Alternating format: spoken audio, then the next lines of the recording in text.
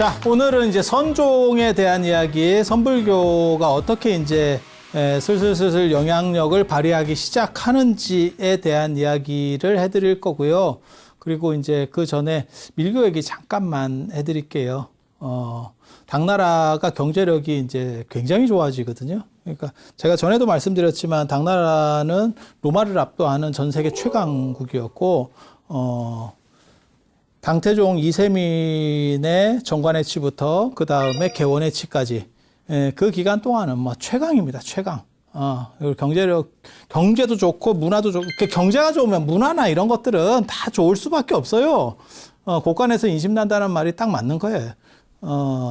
그래서 그렇게 난숙기가 펼쳐지는데, 그러면 사람들이 뭐가 되냐면 화엄사상이라고 하는 거는 어떤 세계관을 만드는 겁니다. 당나라의 지배 이데올로기가 화엄이 될 수 있었고, 우리나라도 통일신라 시대 때 화엄이 대두할 수 있었던 거는 그건 세계관을 만드는 거예요. 네, 세계관. 그래서 연기를 중심으로 해서 법계 연기라고 하는 거죠. 화엄의 연기는 연기를 중심으로 해서 이런 세계의 어떤 조화, 융합 이런 것들을, 그래서 이민족들이라든가 그 전에 있었던 이러한 사상들을 한데 아우르면서 평등하게 만들어가는 이런 세계관 중심이라고 보면 되고, 그리고 전에 제가 그런 얘기 했었는데,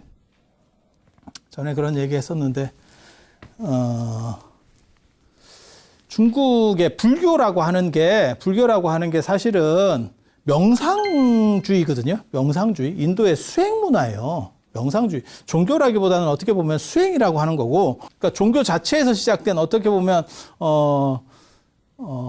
사람들을 교화하고 이게 목적이라기보다도 불교가 명상주의이기 때문에 교화보다도 우선이 수행이에요. 그리고 수행보다 약간 좀 떨어지는 게 교화. 그러니까 우리 같은 소임자들은 어떻게 보면 교화 쪽에 있으니까 수행 승려들을 우대해주기 위해서 한 10분에 15분 정도 늦게 가는 거고. 그러니까 밥 먹는 순서라는 게 별거는 아니지만 그분을 대우해주는 거거든요. 그래서 먼저 드시고, 우리 그런 거 있잖아요. 어른들하고 밥 먹을 때도 어른이 숟가락 들면 드는 것처럼 딱 그 정도라고 보시면 돼요. 그리고 이러한 수행 문화에서 플러스 나중에 조계종이 나오는 거죠. 그래서 명상주의 플러스 또 조계종이 이게 또 수행이거든요. 그래서 수행의 수행이 지금 조계종이야.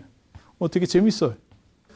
아무튼 불교는 수행주의에서 시작해서 종교화가 되는 거고, 종교화가 되고, 부처님 같은 경우는 수행을 하고 깨달음을 얻으신 뒤에 교화를 하시잖아요. 그래서 제가 이거는 6년 동안 수행하신 거고 이거는 45년 동안 교화하신 거니까 교화가 더 중요하다라고 말하는 거는 사실 종교적 입장이고, 왜냐하면 불교가 존재하기 위해서는 사실은 이 부분이 있어야 되거든요. 이 부분만 갖고는 이게 유지가 안 돼요. 문제는 동아시아로 넘어오면서 문화권이 다르고 기후 환경이 다르기 때문에 이 수행이 못 넘어오고 교리만 넘어왔다. 그걸 제가 중국 불교사 처음부터 그 얘기를 했어요.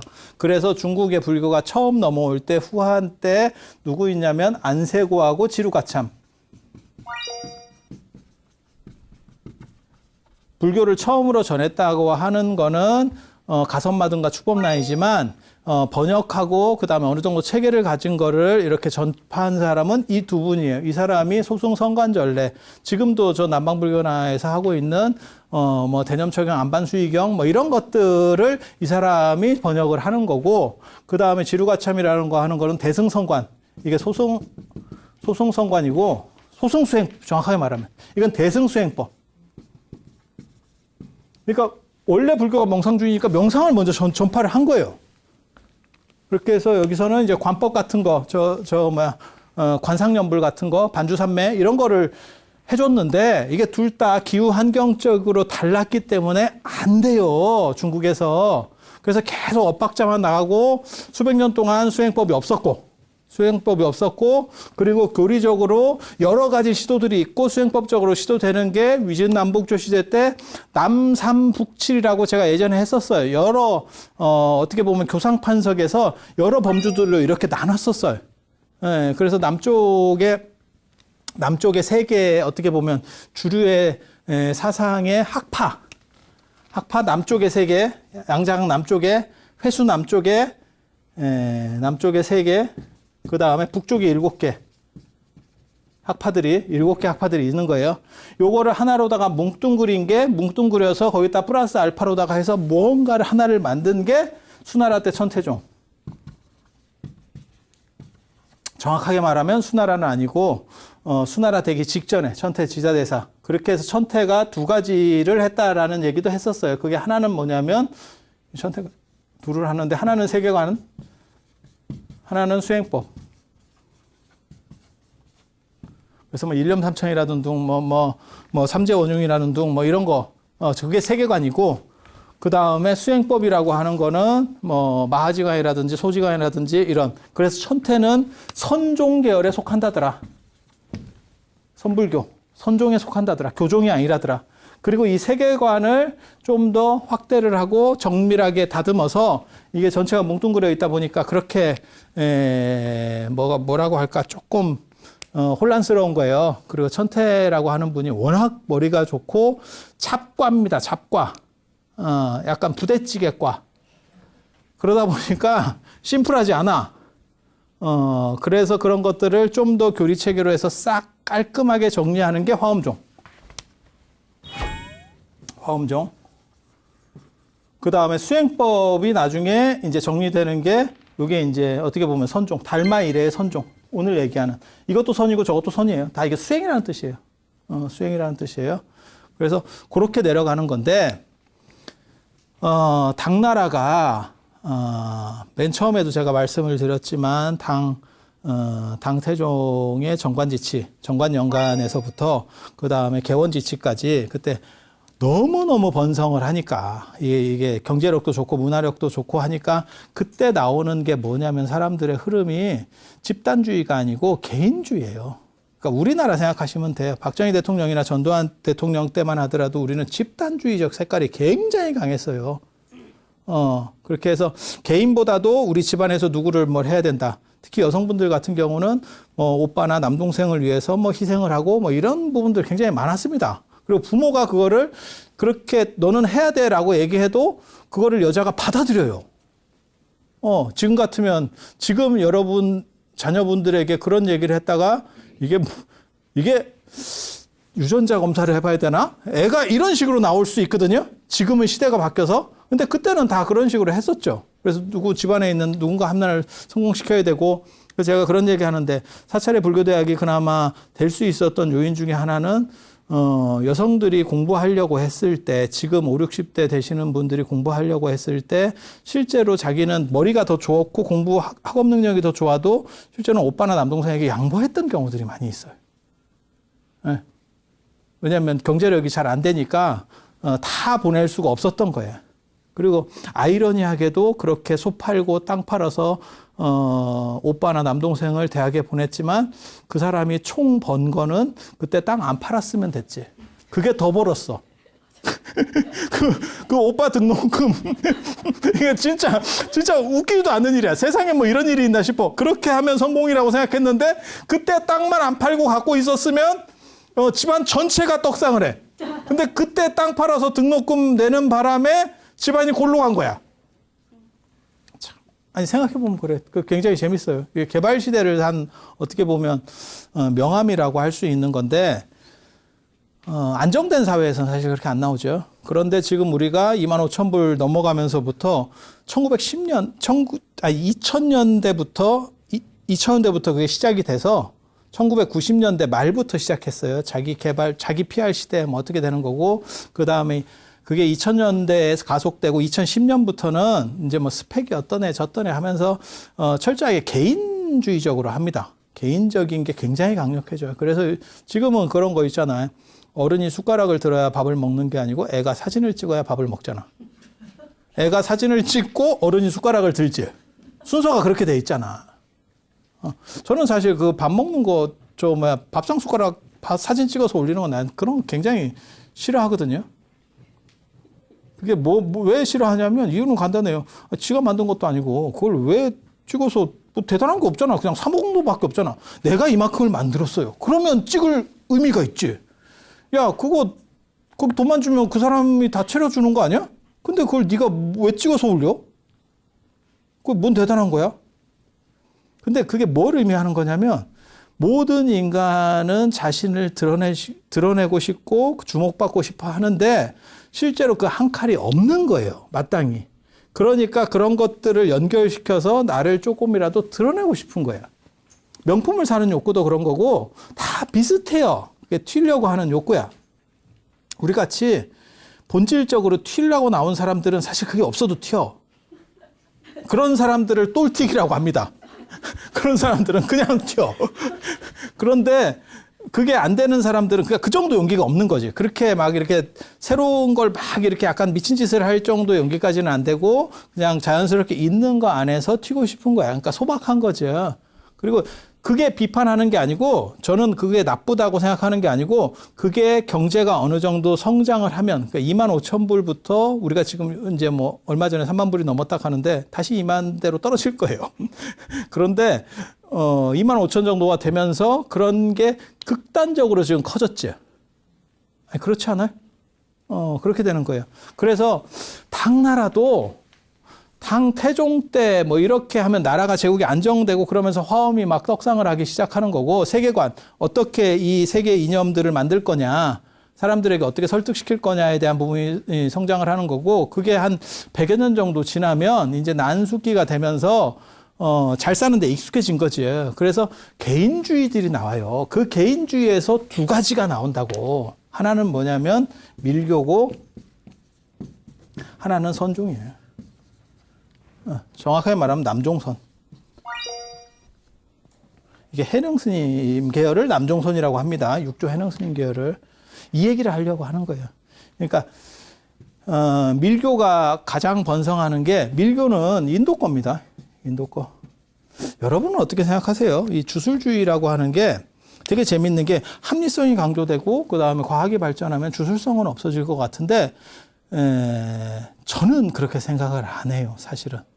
주술성이라고 하는 거는 인류가 존재하는 한 영원히 존재할 것이다. 영원히 존재할 것이다. 그러니까 잘 살고 많이 배우고랑 관계가 없어. 주술성은. 주술성. 그러니까 지금 생각해 보세요.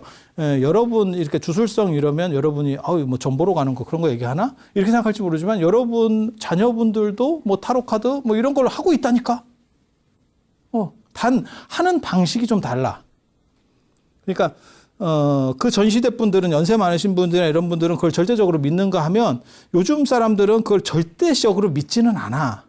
하지만 그 주술성이 뭐냐면 나만 좀 더 다른 무언가가 있어라는 걸 부각시켜 주는 거거든요. 그러니까 예를 들어서 부적을 가진다 그러면 그 사람만 너는 조금씩 달라. 너는 그것으로부터 보호받을 거야. 너는 좀 다를 거야. 이런 거에 대한 강조거든요. 그래서 그게 경제가 발전할수록 오히려 주술성이 다른 방식일 뿐이지 존재한다라고 생각해요. 어떻게 보면 예전에 부적을 가지고 다녔다면 지금은 명품 가방을 갖고 다니는 게 주술성일 수도 있어요. 좋은 차를 타고 다니는 것도 저는 주술성이라고 생각을 합니다.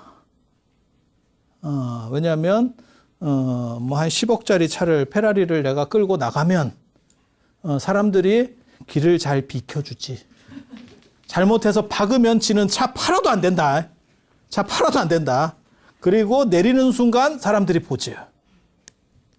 그래서 주술성이라는 게 꼭 야만적이고 미개하고 원시문화다 그렇게 생각할 건 아니에요. 그리고 우리 주변에 있는 사실 문양이라든지 전통 문양이라든지 이런 것들이 대부분 다 주술성이에요. 그래서 나에게 어떻게 보면 하이라이트가 오고 나는 약간 특별하고 그다음에 나에게 오는 재앙들을 피하려고 하고 이런 속성들.